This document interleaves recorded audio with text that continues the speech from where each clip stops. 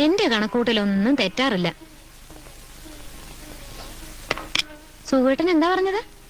ഞാനൊന്നും പറഞ്ഞില്ലല്ലോ. അല്ല, ശൈലജയെ പറ്റി സുഖേട്ടൻ പറഞ്ഞില്ലേ വെറും പച്ചപ്പാവാണെന്ന്? എന്നിട്ട് ഞാൻ അപ്പോഴേ പറഞ്ഞു ഇത്തിരി കൊമ്പ് കൂടുതലാണെന്ന്. കൊമ്പോ? മേനി പറിച്ചില്ലേ? അല്ല, അവളെ കുറ്റം പറഞ്ഞിട്ടും കാര്യമില്ല. മോഹനം കുറെ നാൾ പുറകെ നടന്നല്ലേ, പിന്നെ അതിന്റെ ഒരു അഹങ്കാരമൊക്കെ കാണാതിരിക്കൂ. ഏയ്, ആ കുട്ടിക്ക് അങ്ങനെയൊന്നും ഇല്ലെന്നേ. സുഖേട്ടാ, ഒരു പെണ്ണിനെ മനസ്സിലാക്കാൻ വേറൊരു പെണ്ണിനെ കഴിയൂ. പറ്റിപ്പോയ അബദ്ധത്തെ പറ്റി ഇനി പറഞ്ഞിട്ട് കാര്യമില്ലല്ലോ.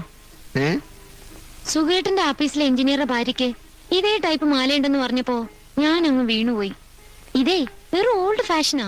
കല്യാണത്തിന്റെ നോക്കിയപ്പോ എന്റെ കഴുത്തിൽ മാത്രമേ ഈ പഴഞ്ച മാല. ഈ ഫാഷൻ ഇറങ്ങി തുടങ്ങിയിട്ടേ ഉണ്ടാവൂ. ഓ, മാലയുടെ ഫാഷനെ പറ്റിയൊന്നും സുഖേട്ടനൊന്നും അറിയില്ല. ഇത് ഒരുക്കിയിട്ടേ ഒരു കരിമണി മാല പണിതാലോ എന്ന് ആലോചിക്ക. കരിമണിയോ? ആ, കറുത്ത മണികള് ഇങ്ങനെ ചെയിനിന്റെ ഇടക്കിടക്ക് പിടിപ്പിച്ചിട്ട്. ഇത്തിരി സ്വർണം വേണ്ടി വരും. എന്താണ് ഈ കരിമണി മാല? ഞാൻ കണ്ടിട്ടില്ല. പണിപ്പിച്ച് തന്നാ കാണാലോ. അല്ലെങ്കിൽ ഈ മാല കഴുത്ത് കിടക്കട്ടെ, നമുക്ക് പുതിയ സ്വർണം വാങ്ങി പണിയിക്കാം. അതാ നല്ലത്. ഇനിയിപ്പോ പ്രീതിയുടെ കല്യാണത്തിനാവട്ടെ. അയ്യോ, അതുവരെ കാത്തിരിക്കാൻ എനിക്ക് ക്ഷമയില്ല. നീ ഭക്ഷണം എടുത്തു നോക്ക്, എനിക്ക് വിശന്നിട്ട് വയ്യ. ഇത് പറ. ആലോചിക്കാന്നേ, നീ ചെല്ല്.